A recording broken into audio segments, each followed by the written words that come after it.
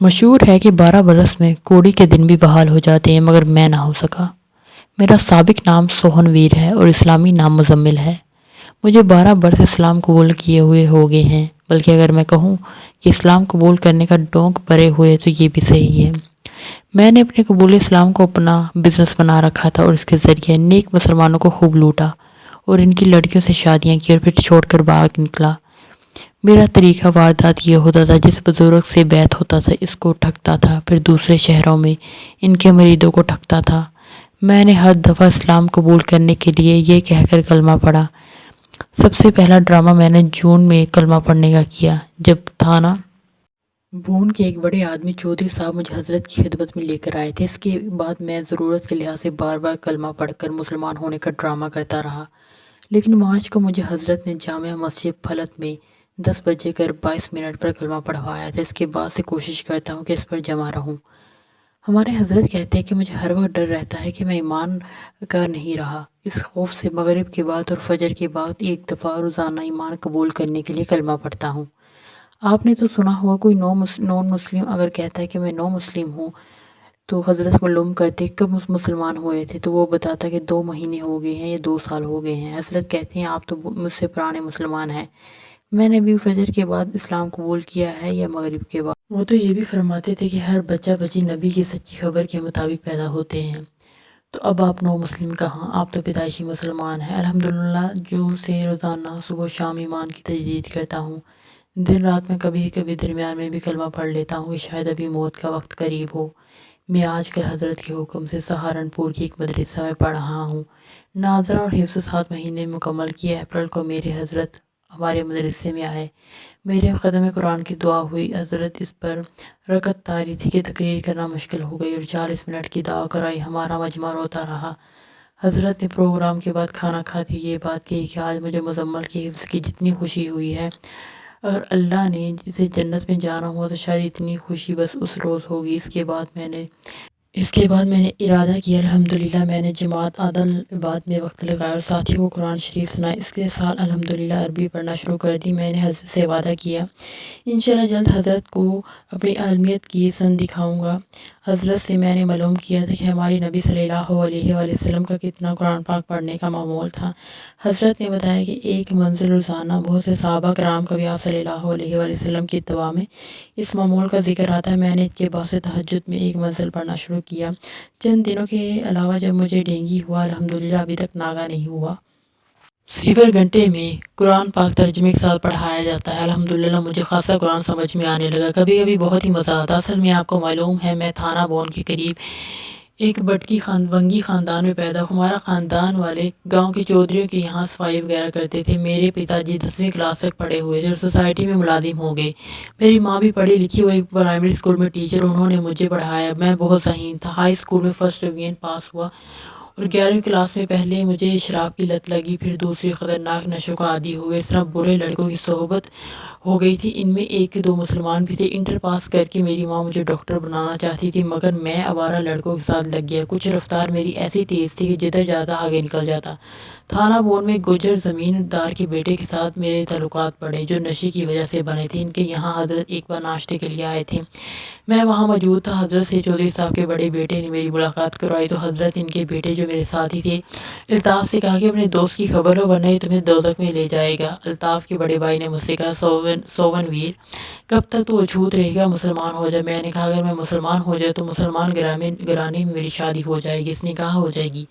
میں نے سوچا چلو دیکھتے ہیں، ایک دفعہ مسلمان ہو کر دیکھتے ہیں، اگر جمے گا تو اچھا ہے ورنہ پھر اپنے گھر واپس آ جاؤں گا۔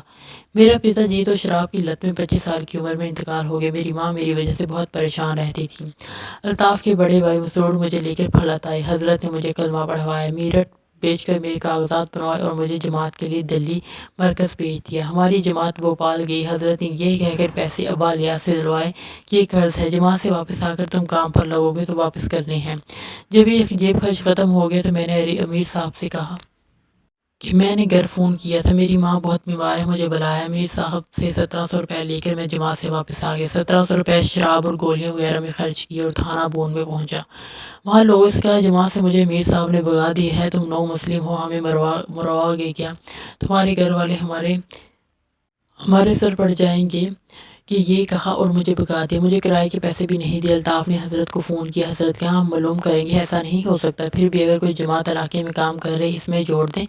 انہوں نے تھانہ بون میں مرکز جا کر معلوم ہوا کہ کرانہ کے علاقے میں ایک اچھی جماعت کام کر رہی ہے۔ مجھے جماعت کے ایک ساتھی لے کر کرانہ جا کر دوسری جماعت میں جوڑ کر چلے آئے۔ جماعت میں امیر صاحب نے خرچ کی رقم امانت کے طور پر ایک ماسٹر صاحب کے پاس رکھی تھی۔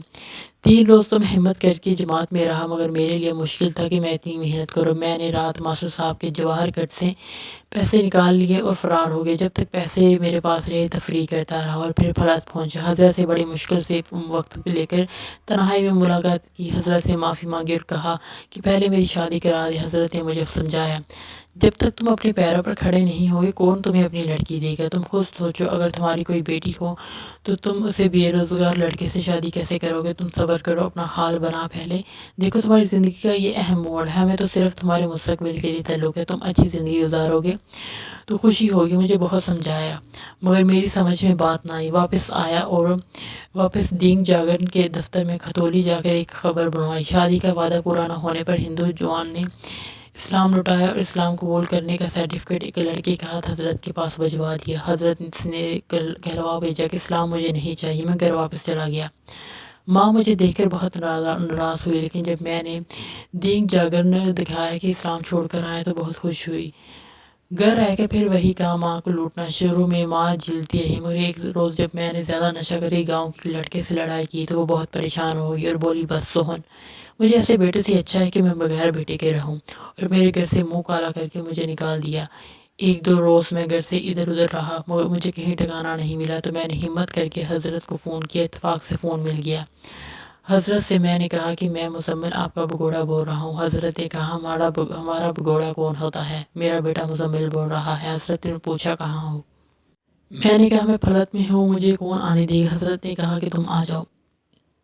چنانچہ میں پھلت آیا۔ حضرت نے گلے لگایا اور رات کو دیر تک سمجھاتے رہے اور بولے، بیٹا جو کچھ تم کر رہے ہو اچھا برا کر رہے ہو، اپنے ساتھ کر رہے ہو، تمہیں ہمیں 70 بار دھوکہ دو گے، ہم فخر کے ساتھ دھوکہ کھائیں گے۔ اور حضرت عمر کا پھر واقعہ سنایا کہ حضرت عمر رضی اللہ تعالیٰ عنہ فرماتے تھے کہ دین کے نام پر کوئی ہمیں دھوکہ دے گا تو ہم 70 مرتبہ فخر سے دھوکہ کھائیں گے۔ مجھے زور دیتے رہے کہ تم جماعت میں ایک پورا چلہ کاٹو۔ میں نے آمادگی ظاہر کی، میرے کاغذات تلاش کرائے تو نہیں مل سکے۔ دوبارہ میرٹھ بھیج کر کاغذات بنائے اور مجھے مرکز نظام الدین بھیج دیا۔ اس پر ایک جانے والے ساتھی کو سمجھا کر میرے ساتھ کیا۔ جماعت میں میرا وقت زیادہ میرٹھ میں گزر، نشے کی عادت میرے لیے بہت بڑا مسئلہ تھا۔ میں بہت ہمت کرتا تھا مگر روکا نہیں جاتا۔ دوبارہ میں نے باہر جا کر شراب پی لی۔ امیر صاحب نے حضرت کو فون کیا۔ حضرت نے ایک صاحب کو مظفر نگر سے نشہ چھڑانے کی دعا لے کر بھیجا۔ اس کو کھانے سے نشے کا مسئلہ حل ہو گیا، مگر میں اپنی آزاد طبیعت کی وجہ سے پورا چلا نہیں کر سکا۔ میں نے ساتھیوں کی ناک میں دم کر رکھا ہوتا، مگر حضرت امیر صاحب حضرت کے ایک مرید تھے، ان سے حضرت نے کہہ دیا تھا اگر آپ نے مزمل کا چلہ پورا کروا دیا تو آپ کو دائی سمجھے کہ ورنہ فیل ہو جائیں گے۔ انہوں نے لوہے کے چنے چبوائے مگر جماعت سے واپس نہیں گیا۔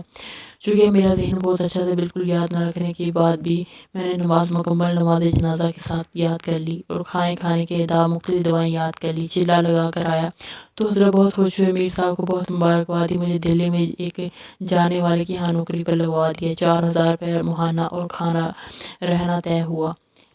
میری ریسیپشن پر ڈیوٹی تھی، وہاں پر ایک لڑکی سے میرے تعلقات ہوئے، میں سے لے کر فرار ہو گیا۔ لڑکی کے گھر والوں نے کمپنی کے مالک اور میرے خلاف FIR کرائی۔ سب کو پریشان کرنا تھا۔ حضرت نے کسی طرح افسروں سے سفارش کر کے کیس کو ڈیل کیا اور ایک لڑکی ایک برہمن کی لڑکی تھی، میں نے اسے کلمہ پڑھا۔ الہ آباد نے لے جا کر قانونی کارروائی کروائی۔ کمپنی میں 3 اور نان مسلم کام کرتے تھے۔ کمپنی والوں نے حضرت سے کہا کہ ان کو کہیں اور کام پر لگا دو۔ حضرت نے کہا ان کو رزق دینے والا اللہ ہے، اب کتنے لوگوں کو اللہ ان کی خدمت کے لیے مالدار بنائے۔ حضرت ان تینوں کو لے کر آگے اسی دن کوشش کر کے ان تینوں کو کام پر لگوا دیا۔ میری یہ شادی زیادہ دیر نہیں چل سکتی اور میں نے اس لڑکی کو 6 مہینے بعد طلاق دے دی۔ یہ قصہ آگے جاری ہے، اگلے پارٹ میں دیکھیے گا۔